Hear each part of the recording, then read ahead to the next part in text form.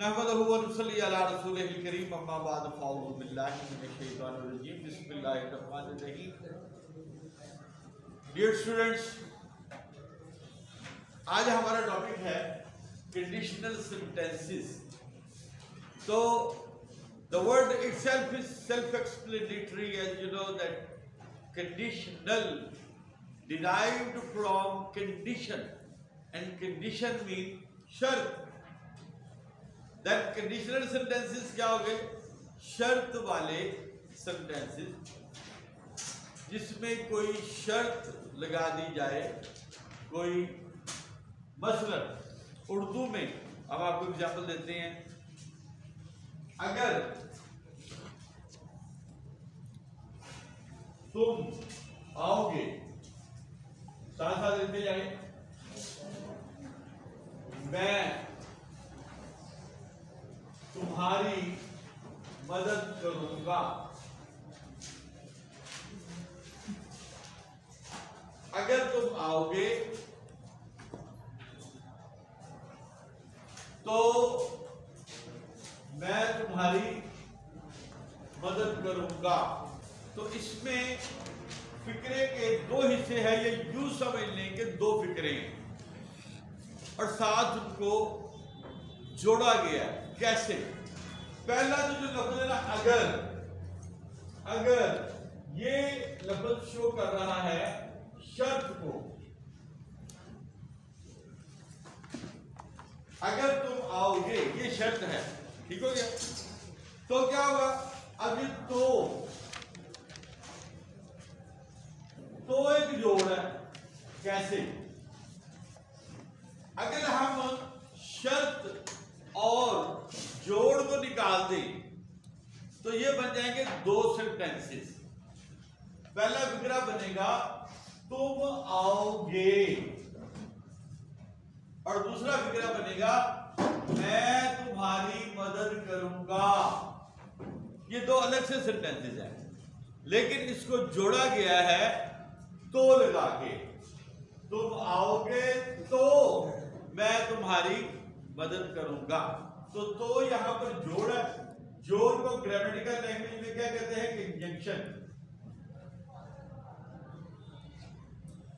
और शर्त, अगर शर्त है, शर्त को कहते हैं कंडीशन।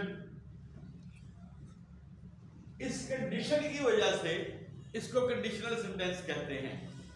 इस शर्त की वजह से इसे शर्तिया जुमले भी कहा जाता है। कंडीशनल सेंटेंसेस का मतलब शर्तिया जुमले। अगर शर्त और तो इसमें जोड़, अगर और तो निकाल दिया जाए तो ये बन जाएंगे दो फिक्रे। लेकिन अगर ये डाल दिया जाए तो ये बन जाएगा शर्त वाला फिक्रा। आर यू फॉलोइंग मी और not? Following me? Yes sir. अब अगर आप गौर करें तो पहला फिक्रा तुम आओगे, तुम आओगे कौन से टेंस पे खत्म हो रहा है? जी, फ्यूचर सर। आओगे, फ्यूचर। ये से क्या पता चल रहा है कौन सा टेंस है? फ्यूचर। फ्यूचर। दूसरे फिक्रे पे आ जाए, मैं तुम्हारी मदद करूंगा, ये भी फ्यूचर। ये भी फ्यूचर। दोनों फ्यूचर में है, दोनों फ्यूचर। अभी हम ये नहीं डिस्कस कर रहे फ्यूचर का कौन सा है। फ्यूचर इंडेफिनिट है, फ्यूचर कंटिन्यूअस है, फ्यूचर परफेक्ट है, फ्यूचर वो नहीं। सिंपली हमने देखा दोनों फ्यूचर में। अब अगर जुमला होगा शर्त वाला, गौर से सुनिएगा, डेफिनेशन है इसकी ये। अगर जुमला है शर्त वाला और उसके उर्दू के सेंटेंस में दोनों हिस्से मुस्तकबिल के शो हो रहे हों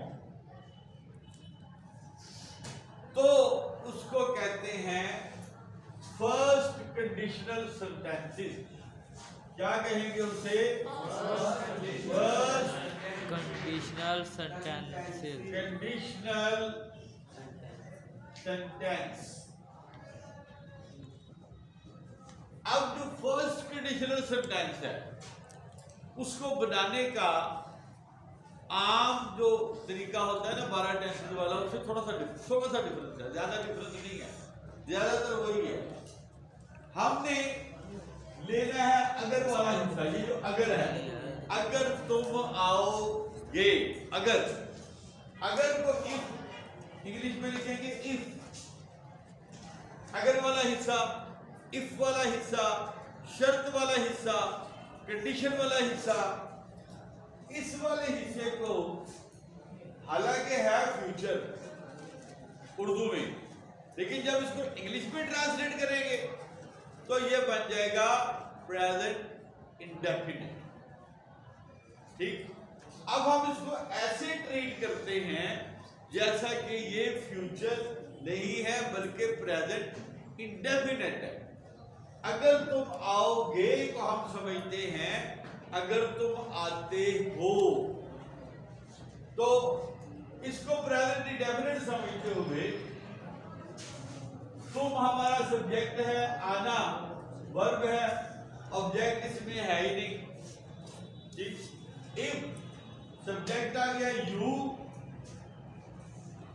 वर्ब आ गया आना, और प्रेजेंट इंडेफिनिट टेंस में आना वर्ब जो होता है कम आना, इसके साथ एस या एस नहीं लगेगा क्योंकि ये ही से शुरू नहीं हो रहा, ना शी से शुरू हो रहा है, ना इट से शुरू हो रहा है, ना किसी एक नाम से शुरू हो रहा है, ये यू से शुरू हो रहा है। जब आई से शुरू होगा, यू से शुरू होगा, दे से शुरू होगा, हुई से शुरू होगा, जमा नाम से शुरू होगा, तो इसके वर्ब के साथ एस नहीं लगे। वो मैंने टेंसेस करवाते हुए आपको बताया थे, दो ग्रुप बताए थे, ही शी इट और वाहिद नाम के साथ एस लगना है, आई हुई यू दे, और जमा नाम के साथ जो वर्ब आया है उसमें एस नहीं लगना। अब यू से ये शुरू हो रहा है, यहाँ वर्ब के साथ एस नहीं लगेगा। इफ यू कम, अब तो के लिए आपने सिंपली कामा लगा देना। अब ये जिस टेंस में है उसी में कर देंगे, फ्यूचर इंडेफिनिट में है, फ्यूचर इंडेफिनिट में कर देंगे। मैं तुम्हारी मदद करूंगा, ठीक है जी, तो मदद करूंगा वर्ब आ गया, मैं सब्जेक्ट आ गया। क्या मदद करूंगा, तुम्हारी जवाब नहीं बनता, किसे मदद करूंगा या किसकी, तो तुम्हारी, किसे या किसकी का जवाब जो है वो ऑब्जेक्ट बन गया। तो ये बन जाएगा, मैं सब्जेक्ट आ गया, आई, गा के लिए विल शैल लगाते हैं और आई के साथ शैल लगाते हैं, और वर्ब की फर्स्ट फॉर्म लगती है इस टेंस में, फ्यूचर इंडेफिनिट में, आई शैल हेल्प यू।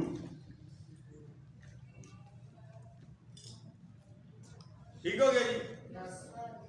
अब अगर गौर करें तो आपको याद रखने के लिए इसको फार्मूले की शक्ल दे देते हैं। फार्मूले की शक्ल ये हो जाएगी, इफ प्लस ये यू सब्जेक्ट प्लस ये आ गया वर्ब फर्स्ट फॉर्म, अगर सब्जेक्ट ही शी इट है तो यहाँ पर एस नहीं होगा, वरना नहीं होगा, प्लस अगर ऑब्जेक्ट है तो लगा दे, नहीं है तो कोई बात नहीं, यहाँ कामा और फिर यहाँ दोबारा से सब्जेक्ट, ये कामा दो को शो कर रहा है, प्लस विल या shall, will slash shall plus verb की फर्स्ट फॉर्म प्लस ऑब्जेक्ट।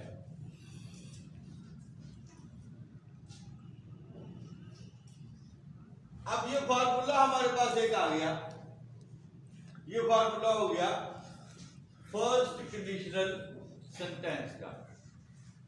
अब हम नेक्स्ट चलते हैं सेकंड कंडीशनल सेंटेंस की तरफ। ये आ गया second conditional sentence, second conditional sentence. First conditional sentence में फिक्रे के जो दोनों हिस्से थे, ये दो फिक्रे, पहले फिक्रे के एंड में गा था, दूसरे के एंड में भी गा था, यानी दोनों में फ्यूचर था। यहां हम देखते हैं क्या चीज है, यहां पर गा नहीं है, आए, तुम आए। अगर इसको ध्यान में रखें तो टेंस देखें हमारा यहां पर इस फिक्रे में कौन सा बनता है, पास्ट इंडेफिनिट बनता है। दूसरे में देखें, दूसरे में गा पे खत्म हो रहा है, ये कौन सा है, फ्यूचर।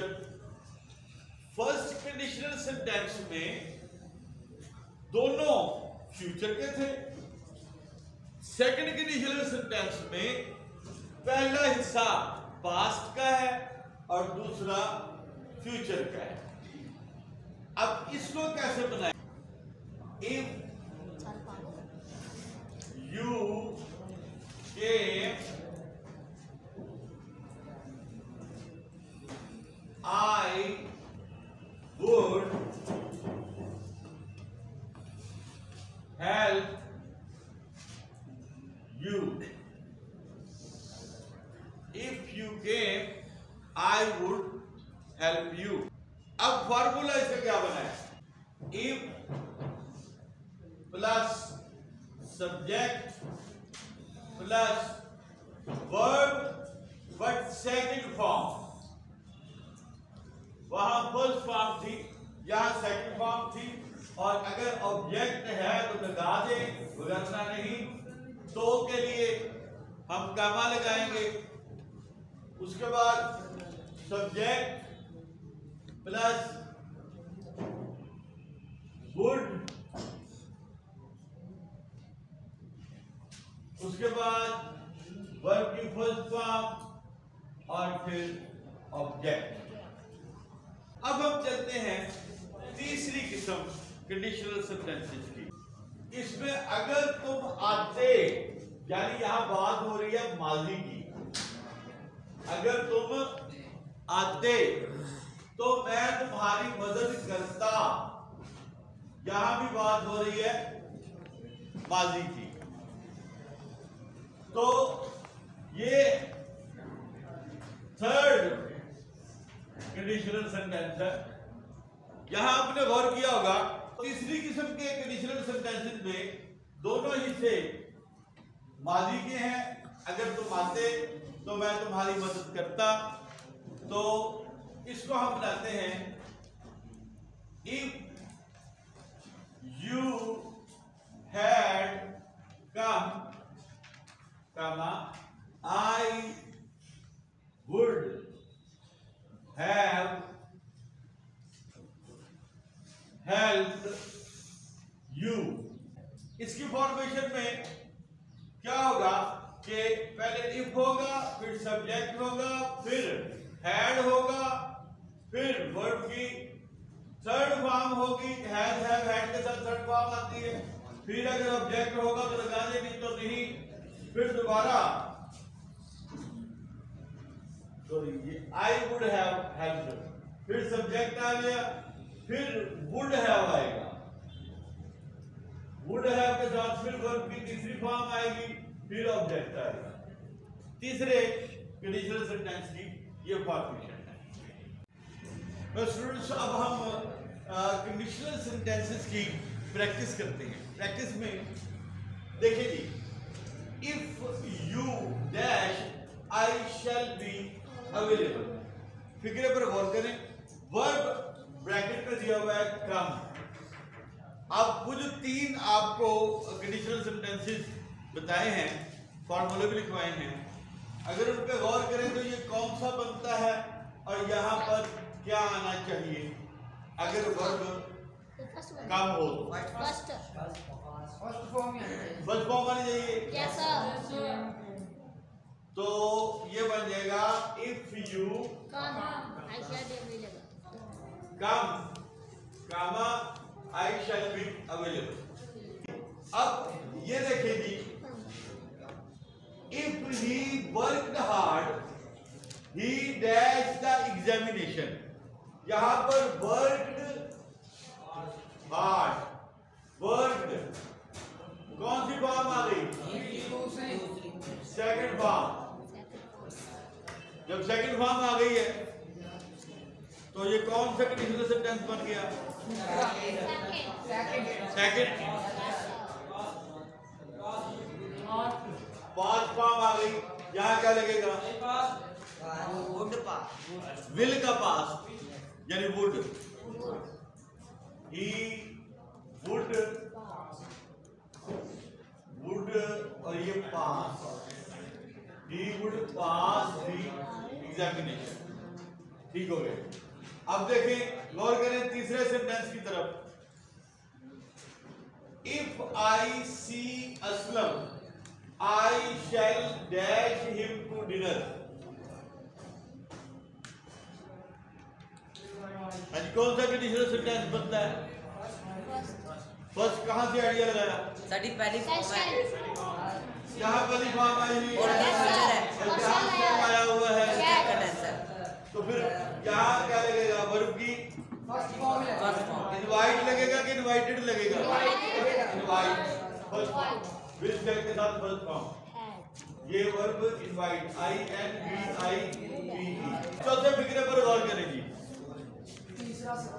हैड और थर्ड फॉर्म आई हुई है। तीसरा सर जी। तीसरी किस्म का कंडीशनल सेंटेंस। Yes sir. तो यहाँ क्या लगेगा? गुड है।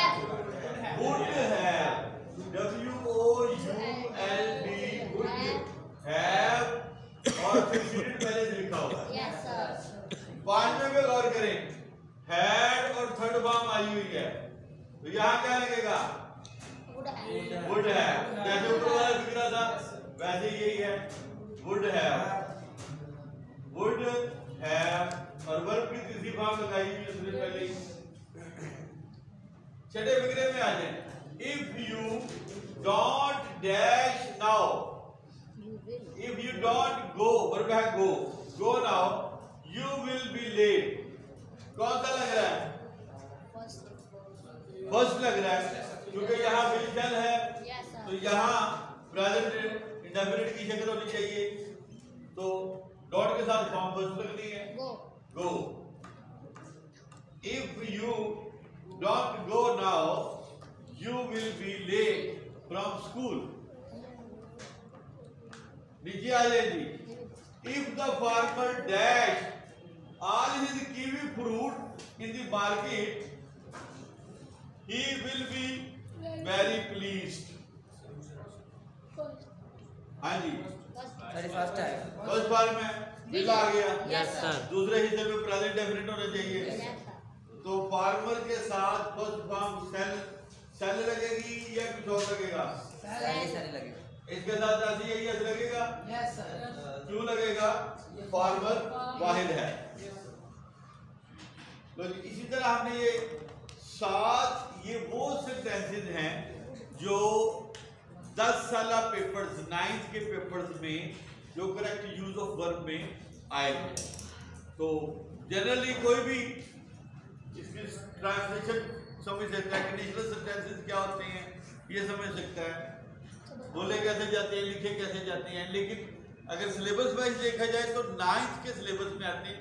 वैसे आप जॉब वगैरह के लिए जब आप जाते हैं तो वहाँ भी इस टाइप की चीज़ें आपको पेपरों में आ सकती हैं। इवन के CSS तक आप अगर जाते हैं तो वहाँ भी आपको इसका सामना करना पड़ सकता है। इंपॉर्टेंट चीज़ है, इसको ध्यान में रखिएगा। Thank you ji.